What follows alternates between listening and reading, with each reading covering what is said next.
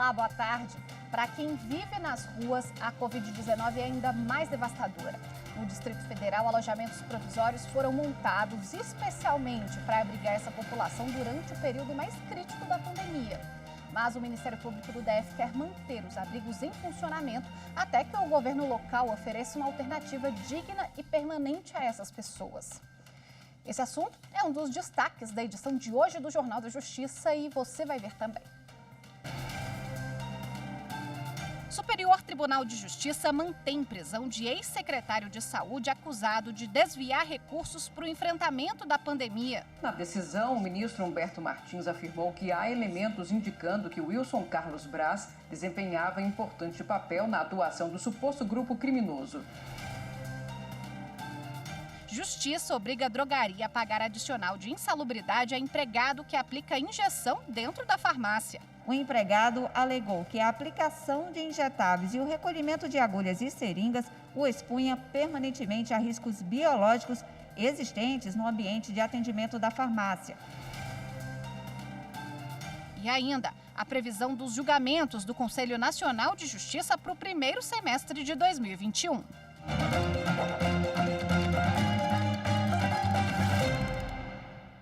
Quatro ministros do Supremo Tribunal Federal se manifestaram sobre a invasão nesta quarta-feira de apoiadores do presidente dos Estados Unidos, Donald Trump, ao Capitólio, sede do governo norte-americano em Washington. Quem traz as informações para a gente ao vivo é Carolina Chaves. Boa tarde, Carol.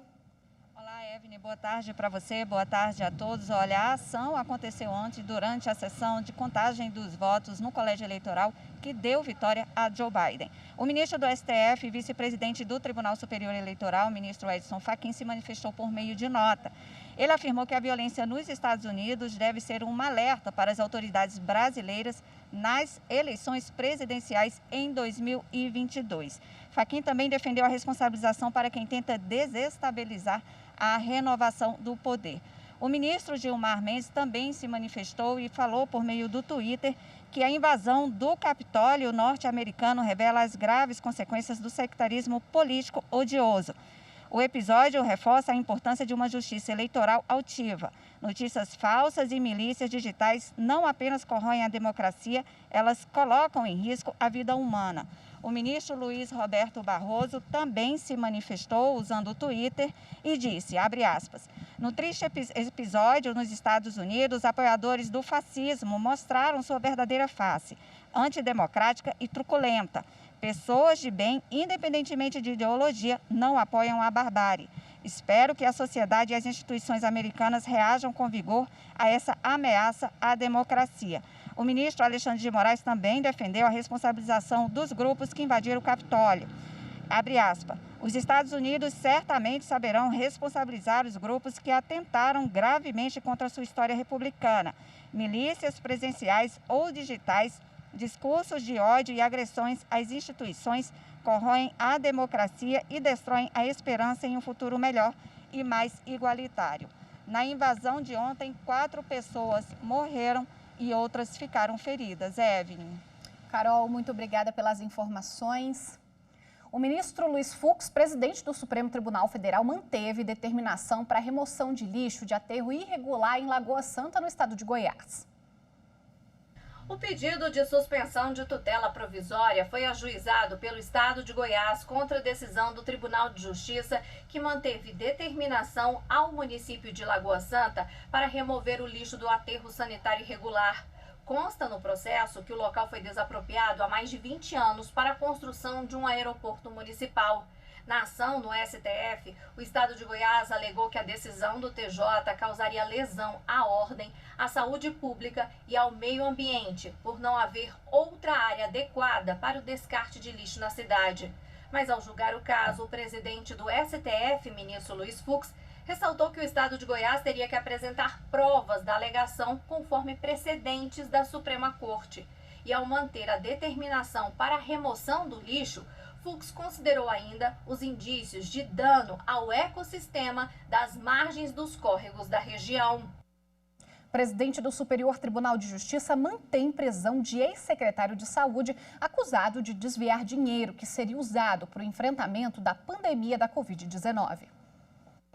O presidente do STJ, ministro Humberto Martins, indeferiu o pedido em que o ex-secretário de Saúde do município de Penápolis, em São Paulo, o Wilson Carlos Braz, buscava a extensão dos efeitos do habeas corpus concedido ao ex-vereador de Birigui, também no estado de São Paulo, José Roberto Merino Garcia. Os dois políticos foram denunciados pelo Ministério Público de São Paulo porque fariam parte de suposto grupo criminoso acusado de se utilizar de organizações sociais sem fins lucrativos para firmar contratos superfaturados na área de saúde em vários municípios e estados entre os anos de 2018 e 2020, recebendo em torno de 2 bilhões de reais em repasses de verbas públicas.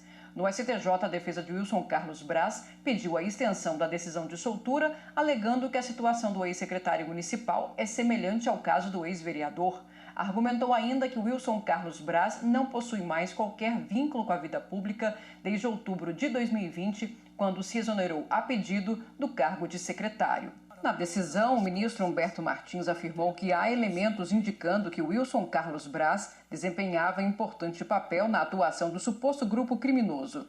Segundo o MP paulista, o ex-secretário municipal de saúde é apontado como sócio oculto de uma das empresas que teriam sido beneficiadas pelo esquema. Em razão das condições pessoais e da relevante posição do réu na estrutura criminosa, o ministro Humberto Martins concluiu ser incabível no caso a aplicação do artigo 580 do Código de Processo Penal para a extensão dos efeitos da decisão concedida ao corréu através de liminar apreciada em habeas corpus distribuído no plantão judiciário. A decisão é válida até a sexta turma apreciar o mérito do HC, cujo relator é o ministro Nefe Cordeiro. O Tribunal Superior do Trabalho determinou que a Drogaria de São Paulo deve pagar adicional de insalubridade a farmacêutico que aplicava injeções na loja. O Tribunal Superior do Trabalho reformou a decisão do TRT e aplicou uma norma do Ministério do Trabalho que prevê o pagamento do adicional de insalubridade para quem trabalha em contato com material infectocontagioso. O tribunal entendeu que, mesmo usando luvas para aplicar as injeções, não há registro de que o farmacêutico estivesse protegido dos efeitos do contato com agentes biológicos. Portanto, tem direito ao adicional de insalubridade. O Tribunal Regional do Trabalho do Estado tinha excluído o pagamento do benefício por entender que o trabalhador não era exposto de forma rotineira a agentes insalubres, porque não trabalhava em um hospital.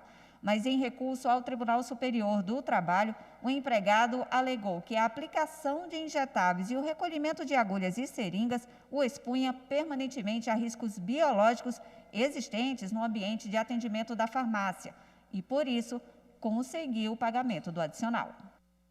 O Conselho Nacional de Justiça programou 21 sessões para o primeiro semestre de 2021. A consultora jurídica Gisele Reis traz os detalhes sobre o calendário do CNJ. Vamos ver. O Conselho Nacional de Justiça é o órgão que controla o Poder Judiciário em questões administrativas e financeiras. Também analisa os deveres funcionais dos juízes. Ele não tem função jurisdicional. Isso significa que ele não julga processos judiciais. Isso é função dos tribunais. O CNJ tem atribuições exclusivamente administrativas e correicionais. Normalmente analisa pedidos de revisões disciplinares, processos administrativos disciplinares, consultas e inspeções, além de temas administrativos e financeiros do Poder Judiciário e ainda sobre o cumprimento dos deveres funcionais dos magistrados. Ele é composto por 15 membros, presidido pelo presidente do STF, que atualmente é o ministro Luiz Fux. O Corregedor Nacional de Justiça é um cargo assumido por ministro do Superior Tribunal de Justiça. E os conselheiros são escolhidos entre representantes do sistema de justiça, Ordem dos Advogados do Brasil e ainda sociedade civil. O órgão máximo do CNJ é o plenário. Para o primeiro semestre deste ano, já estão previstas 21 sessões. Dessas 21 sessões, 11 reuniões são presenciais e 10 virtuais. A retomada dos julgamentos está marcada para o dia 9 de fevereiro. E você pode acompanhar o calendário, os detalhes que envolvem os processos em análise pelo plenário e os resultados dos julgamentos na página do CNJ. Os julgamentos do plenário são transmitidos ao vivo no canal do CNJ no YouTube. Já as sessões virtuais, elas podem ser acompanhadas no portal do CNJ pelo ícone plenário virtual. A Polícia Federal e a Receita prenderam 2 homens por tráfico de animais silvestres. Os suspeitos foram localizados graças a uma denúncia anônima. Os suspeitos transportavam filhotes de arara canidé em uma caixa de papelão no porta-malas de um carro com a placa de Belo Horizonte. Um outro veículo, com a placa de Florianópolis, fazia a função de batedor. Os animais foram levados para um centro de triagem e devem ser devolvidos à natureza após o tratamento. Os homens foram levados pela Polícia Federal. Com autorização da Justiça, o Ministério Público do Paraná realizou hoje a Operação Fração Ilegal 2, que investiga a grilagem de terra na região metropolitana de Curitiba.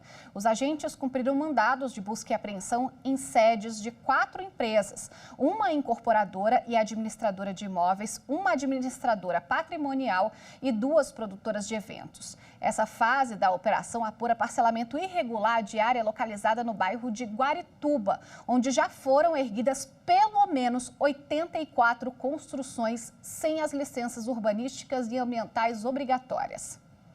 E no próximo bloco a gente fala sobre a ação do Ministério Público do Distrito Federal para manter por mais tempo os abrigos provisórios para a população de rua. Voltamos já.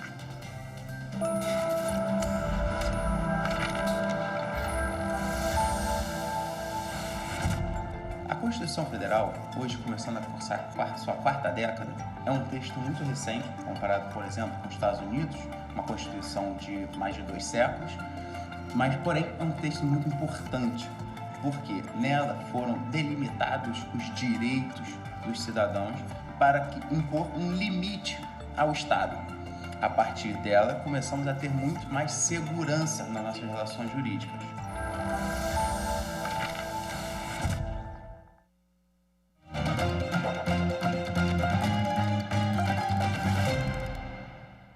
O Ministério Público do Distrito Federal e Territórios vai manter os abrigos provisórios para pessoas em situação de rua. Esses alojamentos foram criados durante a pandemia e um deles foi fechado pelo governo do DF há poucos dias. Neste espaço, dentro do Autódromo Nelson Piqueira, em Brasília, funcionava desde abril um dos 3 abrigos provisórios para pessoas em situação de rua. O local foi fechado e 142 acolhidos foram encaminhados para outros abrigos ou receberam ajuda, como passagens, para voltar para a cidade natal. O alojamento provisório no Autódromo de Brasília foi uma política necessária, porque assim, aqui no centro de Brasília há uma grande necessidade de todo esse suporte. Infelizmente, há 4 meses o Instituto Tocar tem buscado um espaço para permanecer esse acolhimento aqui próximo, para a gente ser bem assertivo e dar o suporte a quem está precisando de forma tão emergente aqui no centro de Brasília. Mas nós temos muitas dificuldades, porque quando você busca um local para alocar, a gente encontra dificuldades com a comunidade, porque ninguém aceita uma pessoa que está em vulnerabilidade social morando perto de você. O alojamento que funcionava aqui dentro do Autódromo Nelson Piquet já não recebia novos acolhidos desde dezembro. No DF existem outros 2 abrigos. Um deles fica no estádio Abadião, na Ceilândia, a 26 quilômetros de Brasília. Com capacidade para receber 200 pessoas em situação de rua, tem menos da metade das vagas preenchidas, porque o governo não autoriza novos cadastros. No final do ano, o Ministério Público do Distrito Federal e Territórios conseguiu na Justiça manter os alojamentos funcionando. Pela ação, os abrigos devem preservar, no mínimo, o número atual de vagas, até que seja possível a prestação de serviços de acolhimento de forma permanente. O MP criou ainda o programa Pés na Rua para promover ações e acompanhar as políticas públicas voltadas para as pessoas em situação de rua. Entendemos a grande importância da manutenção do alojamento provisório, tendo em vista a grande demanda de moradores em situação de rua, que com a pandemia aumentou sensivelmente devido ao desemprego. Estamos atualmente com 43 alojados, aguardando o governo do Distrito Federal abrir a central para a entrada de pessoas que têm essa necessidade de um espaço digno para suas vidas. A produção da TV Justiça entrou em contato com a Secretaria de Desenvolvimento Social do DF para comentar sobre o desmanche dos abrigos provisórios. Só que até o momento não tivemos resposta. E para falar mais sobre a necessidade da população de rua durante a pandemia da Covid-19, está aqui com a gente ao vivo o advogado Pedro Júnior Barros. Muito obrigada pela presença aqui no Jornal da Justiça, doutor. Evelyn, boa tarde. Para mim é um imenso prazer falar com você. Primeiro, doutor, a gente tem pessoas em situação de vulnerabilidade social, são pessoas que por algum motivo vivem nas ruas, a gente não sabe quais, né? Dar abrigo, dar um abrigo no momento de pandemia, mais do que um controle de saúde pública, é dar cidadania e resgatar a cidadania dessas pessoas, né? Como o senhor avalia essa situação?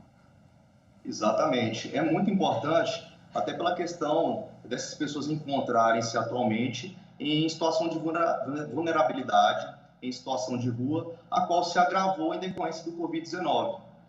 Até é importante fazer uma observação, Evelyn, sobre o momento que se iniciou o estado de calamidade pública e o governo do Distrito Federal acabou percebendo a extrema necessidade de se adotar medidas para contenção e proteção dessas pessoas que se encontravam já nas ruas. Quando a gente fala de pessoas que estão nas ruas, a gente pode obrigá-las a ir para um abrigamento, doutor, segundo a nossa legislação? Sim, sim, com certeza. Inclusive, o Estado deve promover políticas públicas de assistência social voltadas para essas pessoas. Quando a gente fala de assistência voltada a essas pessoas, pode, por exemplo, ter um recolhimento compulsório, por exemplo, não quero ir para o abrigo, mas no momento de pandemia que é preciso cuidar da saúde pública, essas pessoas podem ser levadas por obrigação a algum abrigo? Sim, o Estado deve promover, como eu lhe falei, a proteção dessas pessoas. Ela deve promover por força de lei, sim, com certeza. E, inclusive, bem observado, Evelyn, que com o surgimento do estado de calamidade pública, o governo do Distrito Federal percebeu uma crise na saúde pública. E por esse motivo foram firmados alguns termos de colaborações emergenciais, como vocês bem mencionaram, do Nelson Piquet, que lá funciona um alojamento provisório que está em estado de desmobilização, do Abadião também, que foram firmados, essas parcerias foram firmadas justamente para promover a proteção e o amparo dessas pessoas que já encontravam-se em estado de vulnerabilidade, em situação de rua, e que com o Covid-19, o avanço do Covid, essa população acabou aumentando. Então, o Estado se viu na necessidade de poder, de dever, na verdade, proteger essas pessoas por meio de parcerias com o OSCs. Quando a gente fala, quando a gente está falando muito de abrigamento, isso inclui também alimentação, insumos de saúde. É uma proteção integral mesmo, doutor? Sim, com certeza. Além de poder promover o acolhimento dessas pessoas, os alojamentos provisórios, eles também faziam, na verdade, um planejamento de reestruturação familiar, reestruturação social. Eles promoviam também a reinserção social dessas pessoas, com cursos profissionalizantes, elaboração de currículos, alimentação, o próprio abrigo. Então, não é só o simples fato de fazer o acolhimento dessas pessoas, mas também o Estado, por meio dessas parcerias, ele promovia ali uma reforma pessoal, profissional e familiar naquelas pessoas que estavam sendo acolhidas. Então, por isso a importância.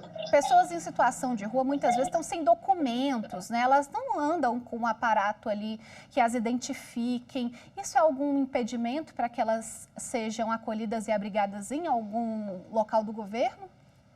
Não, de forma alguma, de forma alguma.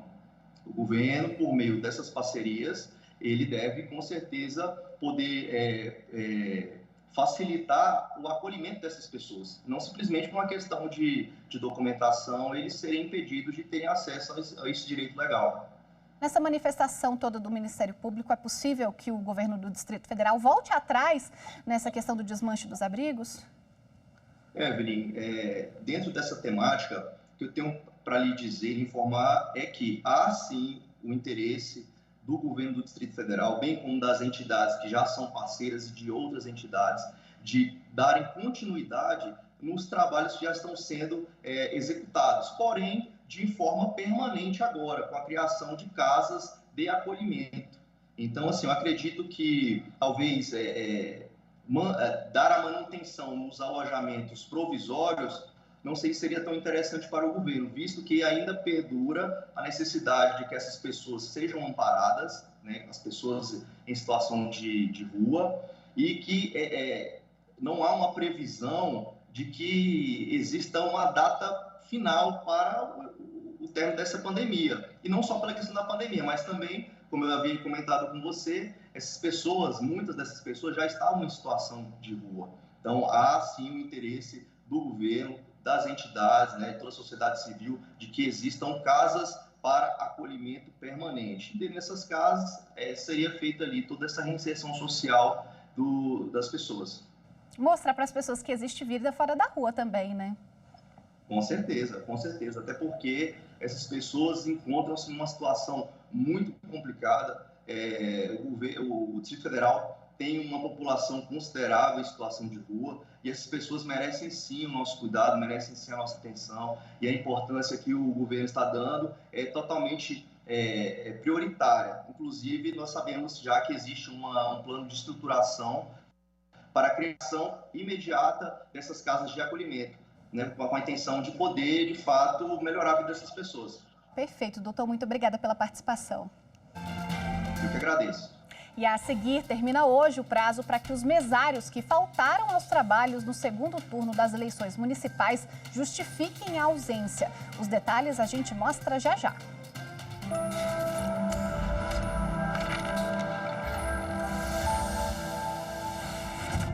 A importância de termos uma Constituição, ela é um avanço civilizatório, ela é uma decisão política que foi tomada durante uma Assembleia Nacional Constituinte, período de grandes áreas democráticos, onde que essa decisão política de proteção de direitos fundamentais, de avanço civilizatório, independente do governo que esteja, ela precisa e deve ser respeitada.